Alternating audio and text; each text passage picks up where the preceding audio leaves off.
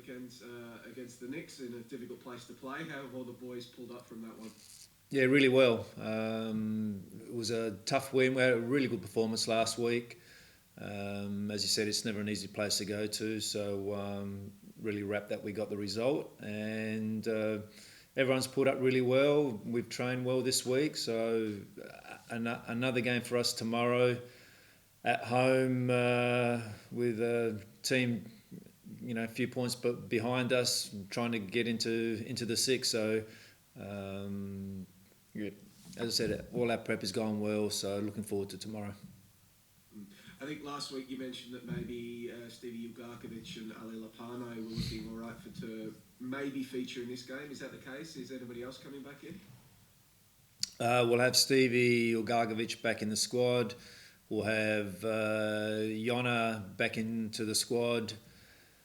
We'll give Lapane another run in the NPL.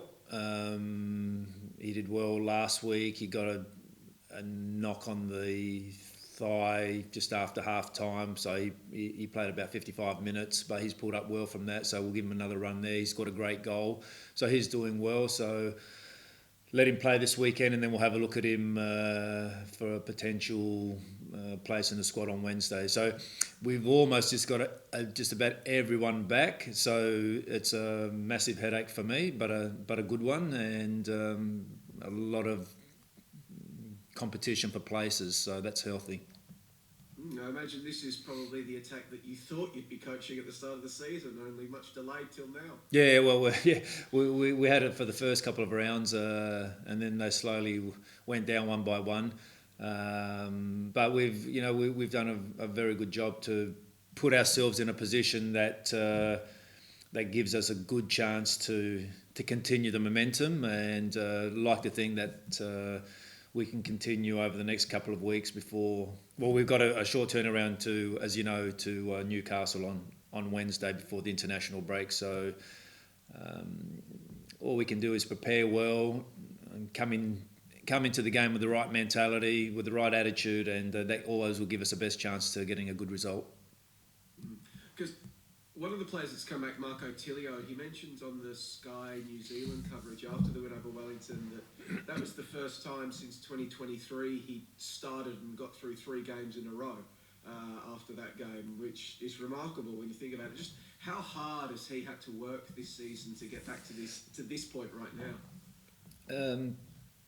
To be honest, he had a really good start to the pre-season, and then he had a little bit of a hiccup. He got injured and sort of set him back a bit. But because he had a really solid block early, that sort of gave him a really nice foundation. But unfortunately, then he had the injury that took him a few weeks before he could get back in. He's worked hard. He's put himself in a position, and he's an explosive player. He's not a guy that can, just run non-stop for 90 minutes. He makes a couple of explosive actions and needs a little rest, and then he's ready to go again. And we've all seen what he can do over the last couple of weeks. He still, for me, has a lot of upside. Hopefully, touch wood, he remains healthy, because he's going to be very, very valuable for us. And heading into this game against Macarthur, you mentioned this is potentially season on the line for them, so they're going to be red hot. What do you need to most look out for? Oh, look, they're still scoring, a team that scores a lot of goals. I think one of the leading goal scorers in the league, up there certainly. So they're always very dangerous. I know, with Jermaine Piol that they've gone. They've lost a little bit of that dynamic, but still they've still got a very, very deep squad. Guys that have come in have done well, and they've got a lot of handy players around the park. So it's always a difficult game. Since I've been here, we haven't beaten them in 3 attempts, so that's something that we're looking to reverse. And looking at the table, obviously it's so tight in that race for second place. There's only 3 points between second and 7th, but Auckland's there, 8 points clear of seconds, 9 points clear of yourself. A lot of people are crowning them now premiers-elect, but do you think it's said and done? Do you think there's still scope for someone to catch Auckland? To be honest, that would need a severe dip in form for that to happen. They've been very, very consistent since round one. They've got a lot of momentum. They've got a hell of a lot of cohesion. You can see that. I would think last week's game against Adelaide was very interesting because it looked like they were well on their way for a victory. But Adelaide have got a lot of character in their team, and they fought their way back. So also Adelaide are a team that will never lie down, and Auckland are like that. So I would think that would be very unlikely. And I also wanted to get ask you about, because you're a former young Socceroos coach yourself, and since we last spoke, the young Socceroos were crowned champions of Asia for the first time.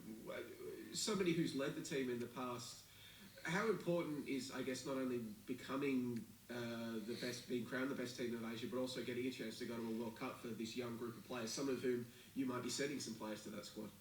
Yeah, I think they've done a tremendous job. Trevor and his staff and the players have really performed at an extremely high level, because the group was never easy, and then getting through the quarters and semis and actually winning it.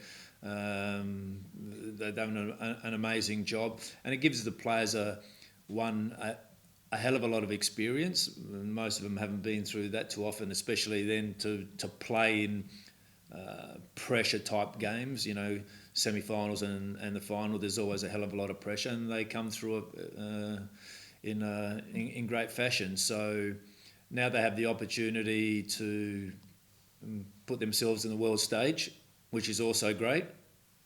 And I think the beauty of being able to have that success is that the majority of those players have been playing. We've seen the dynamics, how the shift has changed through most of the A-League clubs. The finances are a little bit tighter, so they're forced to play a lot of younger kids. But all of a sudden, that potentially now will help a nice generation, the next 10, 15 years, which we haven't had for over a decade. So the future looks bright, and you never know what could happen. If you need a little bit of luck in the World Cup, you need everyone to be fit, you need everything to go your way. I'm sure they can surprise people.